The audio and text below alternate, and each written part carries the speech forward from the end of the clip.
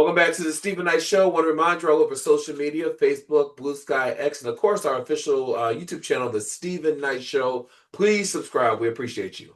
All right, so Juanita Bynum, she's a pastor, and told her congregation that $1,066 is nothing, and said God had already handpicked 21 people in the building to sow that specific amount, claiming that the money was for God to pay some bills, and that those who give would see a major turnaround in their lives. She described the 1,066 offering as a restoration seed meant to restore people back to God, and promised that those chosen to give would witness God's work unfold in their lives. Now, Brittany, you remember Marvin Sapp had similar controversy when he said, "Lock the door, close the doors." What would you have done if you were in that congregation? God's still working on me. I don't know. Go to the next person. God, don't ask me. Okay. I am still a work in progress. I cuss, I drink. I love the Lord, and the Lord knows my heart, and I am his child. But God is still working on me. I'm the wrong person to ask, because she wouldn't have got that 1,066. Like, absolutely not. Like, Linnea. So she said that God had handpicked 21 people. So, Linnea, what if you wanted 21?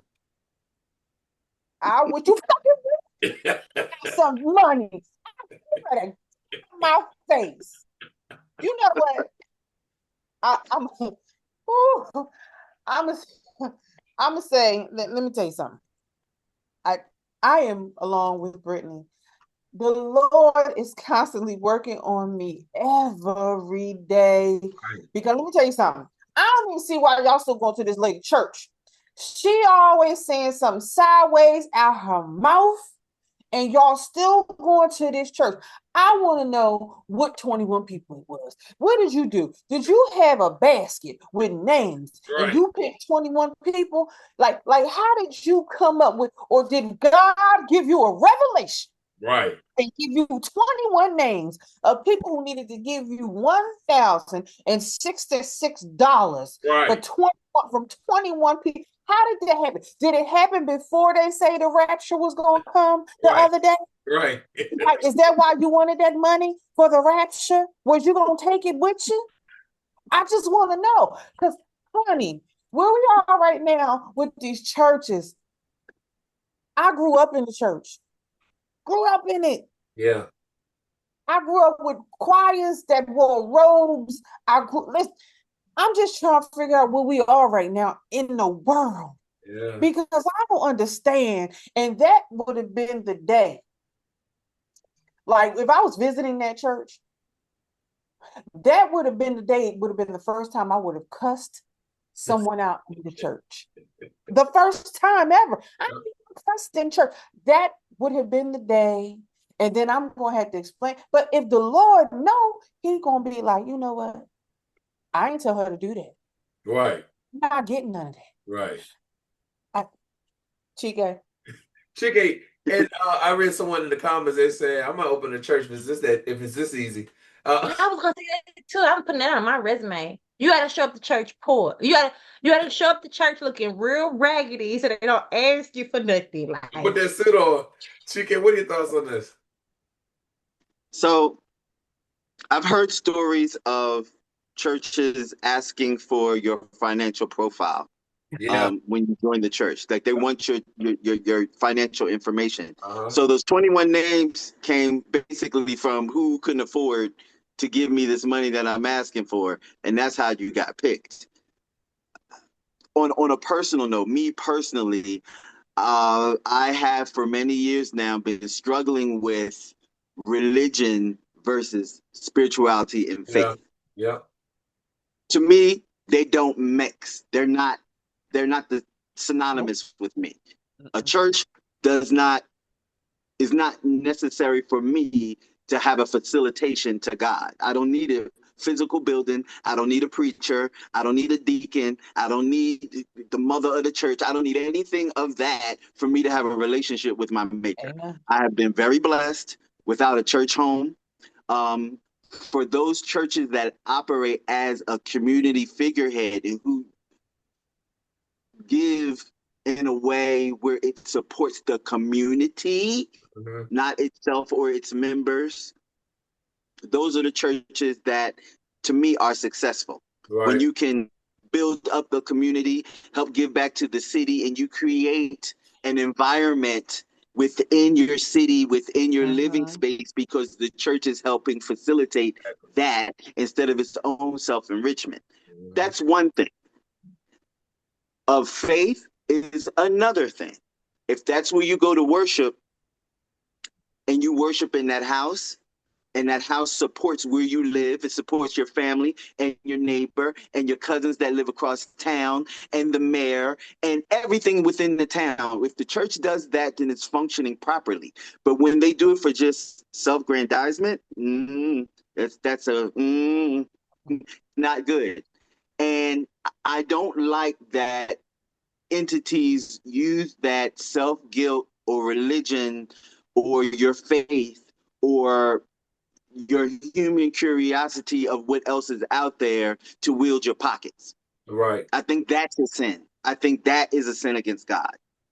Mm. So, with that being said, I'm not one that subscribes to all that. So when I hear people going through that, I can't empathize, connect, because my money is not connected to my blessings with God. Because I don't need that facilitator. I don't need anybody in my pocket saying that your blessings cost this amount. Yep. And my thing is, if you Chike's answer, he made a lot of sense, because if you look at the history of religion, it was formed for oppression. And I do like, I have been doing the same thing with Chike. I'm on Chike's team. Yeah, that was actually a lesson that my mom learned. She said she learned back. We had a family church growing up, and one Sunday the pastor was preaching about the new church fund and all these things, and people were donating their homes, their cars, giving their life savings. My mom gave her engagement ring for it, and time went on, no new church, but the pastor got a new home, new cars, and everything. My mom went and got a ring back. But she said that she learned in that moment that yes, it's good to go to church, but she doesn't need a pastor to talk to God. You know what I mean? It's about having that personal relationship. And my thing is, if real quick, Lynette, before, if you need money to pay bills, you can be transparent with your congregation and say, hey, we have these bills, the money, we're running low. If you could please give. But I think by tricking people and telling them that the Lord told you 21 people were supposed to give $1,066, I think is misrepresenting their faith and what the Lord is, what people are seeking from the Lord. I believe you're about to say something. Part of the reason why people get caught up is that they want something to believe in. Yeah. They want to be able to believe in something so bad that they're willing to put on their blinders and ignore all the signs. Yeah. Like Jay and I, we talk a lot about spirituality, because my disconnect from the church came a long time ago. And that's a whole nother discussion, and why I disconnected when I was a child, when I started noticing things. Yeah. And I used to have these conversations with my dad, because my dad was heavily into church. He was a deacon. That was his thing. He loved his church. Yeah. But I used to tell my dad, I'm like, Dad, listen, just because somebody goes to church doesn't make them better than me. Right. Because I talk to God every day. Mm-hmm. And I thank him. I cry to him. I sing to him. I worship him. And I don't have to do that because Jesus didn't have no church. Right. Jesus was out among the people. You understand what I'm saying? And a lot of people don't understand that. Now, sometimes I do want to go to church for that, to feel what I used to feel as a child, that connection, that community that Chike mentioned. And I want to feel that. But it's not indicative of who I am, because I don't go to church. Because what we do know is that those people are judgmental. And let's call it how we see it. Yeah. They'll say one thing, and then, they out doing what we doing, but then it'll be like, well, I'm better than you because I repented on Sunday. Yeah. Can I add this? What Linnea said, church is where you make it. churches, Lenny and I have these, eye-opening, epiphany-driven conversations. That's church. We're in the car driving to go do a gig. That's church. We're talking about things. We're opening up. We're sharing. We're coming on educational awareness at the same time. It's sharing that within the community. You get something of nutrients, you pass it along. That's church. Us having this conversation and someone's going to pick up what we're talking about and it hits their spirit in a different way. That's church. Church isn't the physical building that you go to give your money. They call it church, but that's not church. Church is when you feel that little twinge in your spirit because you receive something that makes you feel better or it gives you inspiration to do something of positive nature. That's church. Yeah. Can I say something? Check on your old folks too, because they tend to prey on them. That And part. so, you know what I'm saying? The older generation, I know that they go and they're used to giving their tithes and their 10%, and they look to give more because they do believe in the movement and all this other kind of stuff. But my childhood church, Pastor Kirby John, he was indicted and all of that, found guilty for scamming the old folks and getting their social security and all of that. Yeah. And it happens more than you It think. does. So definitely Yeah. check on your old folks. Amen. Finances, check on their finances. Yeah. Well, Solange unveiled a new chapter in her ongoing mission to celebrate and preserve Black and Brown creativity. St. Heron's Library and Digital Archive. This free, publicly accessible resource is dedicated to safeguarding rare works by authors and artists of color. Operating on an honor system, the St. Heron Library allows readers to borrow materials for 45 days at no cost, complete with a free return label to make the process effortless. The carefully curated collection features rare, out-of-print, and first edition works spanning poetry, critical thought, visual art, design, and more. Took to Instagram to really talk about it and the mission behind it. But nonetheless, seasonally updated. They're going to update it seasonally with guest curators. The library offers a dynamic, educational, and artistic resource. With them trying to get rid of, banning books and not telling Black history and other cultures' history, this comes at a great time. Chike, what are your thoughts on this new chapter for Solange? Listen, can I say that she's my favorite Knowles and always has been because she's to the left, no pun intended, but she's always been abstract and I live in that space. She's going against the grain. She always has. I'm a forever fan of hers, and anything that she does is golden with me because I can appreciate the space that she lives in. Yeah. Lanier? I think it's beautiful. The only thing that I'm just, because of where we are in the world, I am scared. Because it's like someone gets a book and they take it and they are nefarious with it just to destroy it, not to learn from it.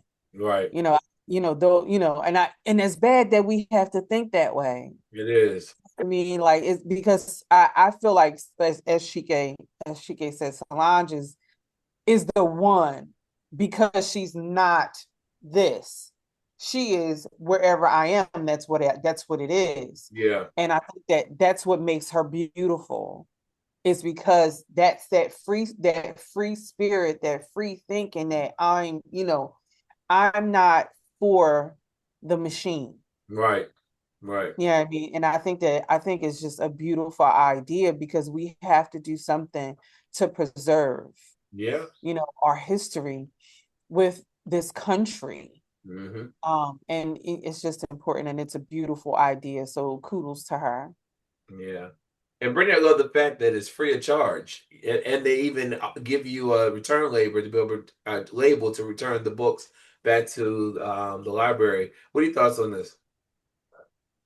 Solange, I've enjoyed watching her growth. We're actually from the same side of town in Houston, so I definitely enjoyed watching Solange come up as Beyonce's sister, trying to find her way, living her Right. sister's limelight. She came out as pop. She was trying to figure out, like, pressing her hair, hanging out with the entertainers like our age, like Lil Romeo and Bow Wow. And then realizing, like, that's just not her style. And then she Right. got, she just started learning herself and coming out into her own true personality. Like, she started doing interior design and getting into art and being a little bit more eclectic and eccentric. And I enjoyed watching the evolution of Solange into the woman that she is today, even with her having a baby so young and then still like not letting that, stop her shine. I enjoyed it. Even Beyonce says in her documentaries how a lot of the wardrobes come from her mom and Solange, and how Solange will come and do the dances with her and help choreograph. And she was like, Solange is just very artistic in that way. And I think I've enjoyed seeing her find her own path. Right. I know a lot of celebs with siblings have a really hard time, especially with Beyonce being such a big icon, finding her own lane. You know what I'm saying? So I've enjoyed it. I like how she dresses to the beat of her own drum. I enjoyed her album. I enjoy her art. I enjoy her home. She does furniture. I enjoy it. I think that's wonderful. I enjoy her natural hair. It is beautiful. Her son is modeling, and I think she's become a great woman. Yeah. Tina Knoll said that she had them in therapy early on, Beyonce and Solange, because she knew Beyonce was going to be the bigger star, and she didn't want them to be a resentment. But she also said that Solange is the true artist. She's the true artist of all of them. Oh no, So, Solange ride or die. I mean, the way she beat Jay-Z ass in the elevator, Solange is ride or die. Okay, like that is, it's no rivalry. yeah. And I would say if anyone would be jealous, and not jealous in a bad way, it would be Beyonce, because Solange has freedom. Freedom. That part. Yeah, it's true. It's true. All right, our last story. We couldn't do our very, very last story. We'll do this story. Well, Matthew McConaughey says that his relationship with his mom hit a breaking point when she repeatedly shared private details of his life with the media. The actor revealed that he didn't speak to her for nearly a decade after finding out that she was leaking stories, a move he says was once necessary to protect his peace. He said, we had about an 8-year period where I had to have short conversations with her on Sunday phone calls because she was sharing a lot of information. He added that later on he came to terms with it. My mom can say whatever the hell she wants. It's too much more fun now. It's much more fun now. He said that they're a lot closer. This is per People magazine. Chike, so there's always the stories and the jokes about if you want something told, tell your mom. Um, do you think he had a point of not, of limiting his conversation with his mom for 8 years because she was always leaking stuff to the press? I mean, if that's part of, so I look at things this way. You have to protect your peace at all costs when you find it, right? Sometimes the disruptor can be a relative. Sometimes it can be a parent. Sometimes it can be your mom. Not my mom. Love my mom. Hey, mom. But it can happen. Yeah. And you've seen it happen over time. Mariah didn't talk to her mom.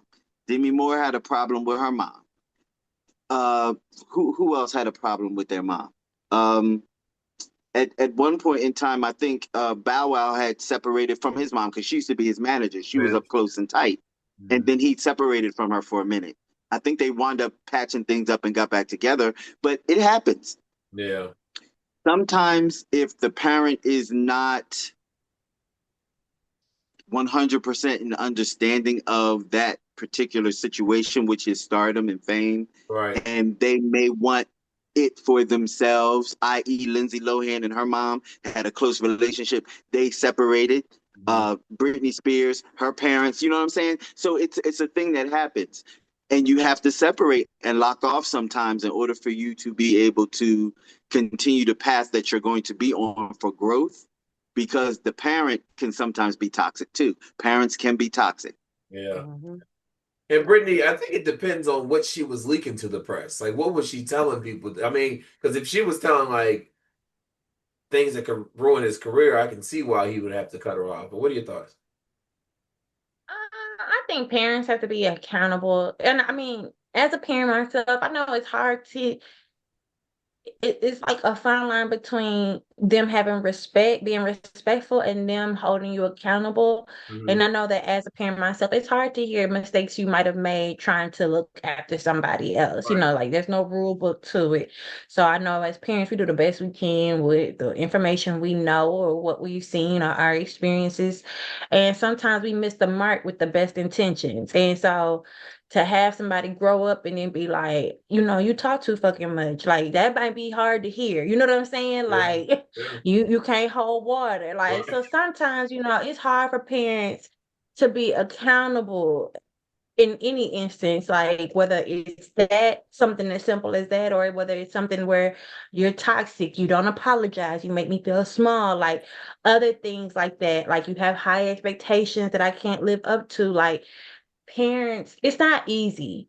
The dynamic is not easy because parents want the respect from their kid. They want to feel appreciated, and and they want the grace. But I guess you know when the person grows up and have their own feelings about how you choose to live your life, you got to allow them the space to get it off their chest too. So Yeah, it's interesting. You said that. I was with a friend a couple weeks ago, and he had called his mom to kind of check her for something she had done to one of his nephews, and in disciplinary way. And he was like, You can't do that to him. You can't do it." And she said, "Why'd you call me? Why you call me?" But he said he's the only one that can talk to her that way. Like, and he wasn't disrespectful. He was just saying, "Mom, you can't do that. That's wrong." But I think it is, you could hear it in her voice, like, this not him telling me what I should be oh doing, yeah, some mamas would be like, "Boy, I raised you. You must Yeah, like your mind calling my yeah, motherfucking phone." Like they yeah, be like, "Oh, I yeah, know you think you." Oh no, yeah. like so. I mean, I know mamas that'll say that. Like you cannot check them on anything. So I can only imagine. I mean, so some people have to distance themselves. Some people have to be like, all you get is a text. Like Right. I get it. So Yeah. And then what are your thoughts on? Sometimes the lesson to your parents is in how you maneuver. You Mm-hmm. can't check your parents, you can't control them, but what they do is Yeah. love you if they love you, and you utilize you to augment behavior. I've learned that with my own parents because, like Brittany said, no one's been here before. We're all doing this for the first time. I'm a Right. first time son. My mom's a first time mom. My dad was a first time dad. And in you coming to into your own, you're figuring out who you are and how and who you want to be in the Right. world. And there's a point in time where there has to be a break from this is my child to this is an adult Right. that I parented. Yeah. And they have to respect who you're becoming. And Mm-hmm. so, in order for that respect to happen, you have to break some seals. And the Mm-hmm. seals sometimes get broken by you augmenting you and maneuvering in a way that controls them as opposed to the talking, because sometimes the talking doesn't work. I can show you better than I can tell you. And there's no malice in it. It's mhm. just this is the new normal.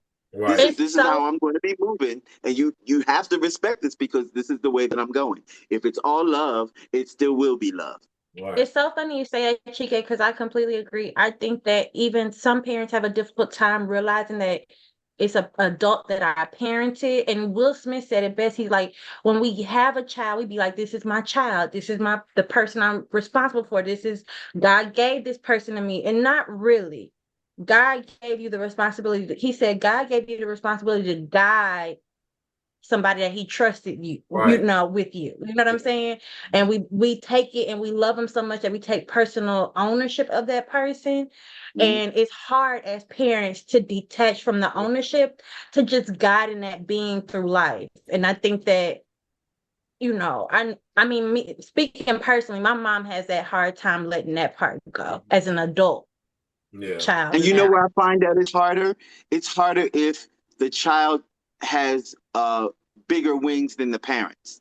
You know what Mm. I mean? Same. Yeah, So I you can agree. pour into your child, but if the child grows up and they spread their wings further than the Yeah. parent had, the parent can't quite see in the direction in which you're growing because they don't understand it. Now, Right. if you have a progressive parent, you can take them along the journey with you. And if they're open, they can open along with you. But for the most part, if you're opening up past your parents, that's going to be a struggle because they don't understand where you are. I agree. Lanier, you have a grown child. What are your thoughts on this? So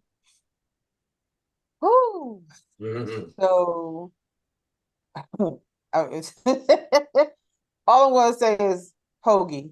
TK knows what that means, but my my son moved out when he was 20. Yeah, 20. Yeah, 20. So, he's been going for a long time, and he'll be 33 this year. Wow. And in that, you let them, to what Brittany said, my job is to guide you the best way that I know how. Some of that way was based off of what my parents did for me. Yep. The other part of that was what I took on myself because I knew that I wanted more than where not taking anything away from my parents, but knowing that I've gone further than my parents. Exactly. To what you guys just said. And always just making sure that he understood there was so much more out here that you don't have to limit yourself. Right. And I think that it's Matthew McConaughey's situation. And I think that because if there was an 8-year gap, I think that this was like when he was probably in his prime. Right. And if I'm trusting you with what I'm telling you, and you take that trust that I put in you, and you go to the press, we gonna have a problem. Exactly. You've now, destroyed that trust. And he found a way. Listen, he didn't deal with her like that for 8 years. And then, for whatever reason, they reconnected. And I'll use my dad as an example.